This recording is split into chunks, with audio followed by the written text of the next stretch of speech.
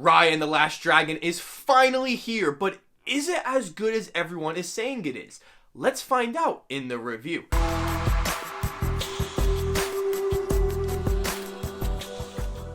Welcome back to my channel. This is Let's Be Real with Brad. I talk about movies, TV shows, and do all sorts of fun and exciting videos on the channel. If this is your first time here, hit that subscribe button and drop a like on the video, as it would be gladly appreciated. Today, we'll be talking about the brand new Disney computer animated action adventure fantasy film, Raya and the Last Dragon. Going into this movie, I was very excited considering it seemed like something different than we usually have from most of these 3D CGI animated Disney movies. After watching the film, I think it is a decent and enjoyable film that I unfortunately didn't love as much as everyone else. I understand people will enjoy this movie way more than I did, which is totally okay, as your opinion is just as valid as mine. So let's start off with the positives, starting with the gorgeous animation. I absolutely love all the lovely and beautiful colors popping off the screen, adding so much detail to all the characters. You can tell the animators put so much passion and hard work into this movie, trying to make it stand out from the rest. It is awe-inspiring, with the animators having to finish creating the film at their own respective homes during the pandemic. The fact it came out this good is quite an achievement in itself. The voice cast is good in the film, with Kelly Marie Tran being the biggest star who plays Raya. I thought she did a great job with her character. Gemma Chan, who plays Namaari, was also significant in the film, too, being a notable standout. I did not forget about Awkwafina, as we will get to her later in this review. There is a lot of controversy around this film with the lack of Southeast Asian representation in the cast, as the film's setting is set in a fictional world that represents Southeast Asia. Most of the cast are of East Asian heritage, which is an issue that does need to be criticized and fixed in future films.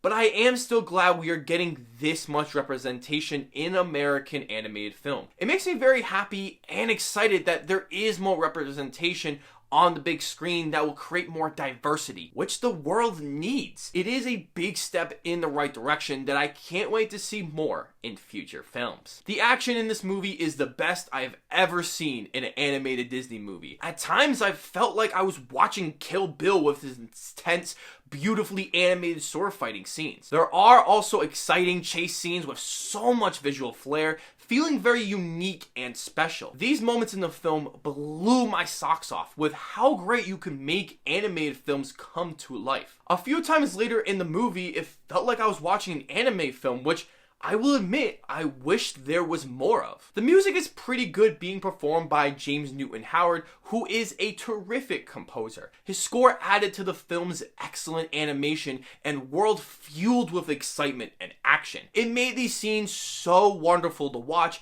even with the dramatic moments. The film also has swift pacing, which is expected in a Disney film, that I think works very well to keep everyone entertained as possible. This movie does have quite a bit of negatives, starting with Sisu the dragon. As much as I love Awkwafina, as I've seen most of the films she has been in, I felt she was playing herself in the role. This is very distracting because something else happens later in the movie that I can't talk about because of spoilers, that adds to my opinion of how it was so distracting. I also didn't laugh at any of the jokes she made due to solely the writing. It has that cringe, awkward humor that was so annoying and felt very forced. The next one is that I didn't feel any sort of tension or any stakes in the movie, which is a massive disappointment when the film establishes itself as having more of a realistic, mature action and themes. I like the simplistic, straightforward story that we got, but as more characters and concepts were introduced, I pretty much knew exactly where this film was going, which kept me less invested in the movie. The last criticism I have is that the film is very surface level with its characters. When the story is straightforward and predictable, you have to have deep and complex characters that we care about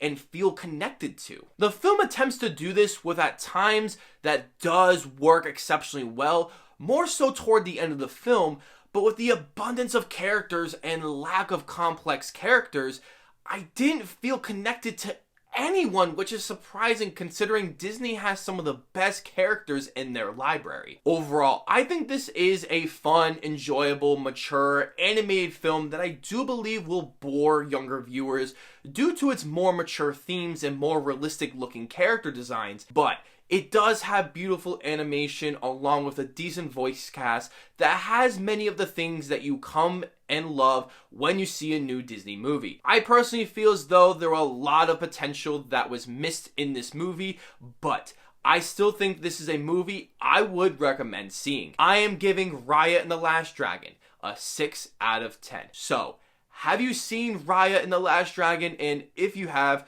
what did you think of the film? Let me know down below in the comment section. As always, I will see you all in the next video.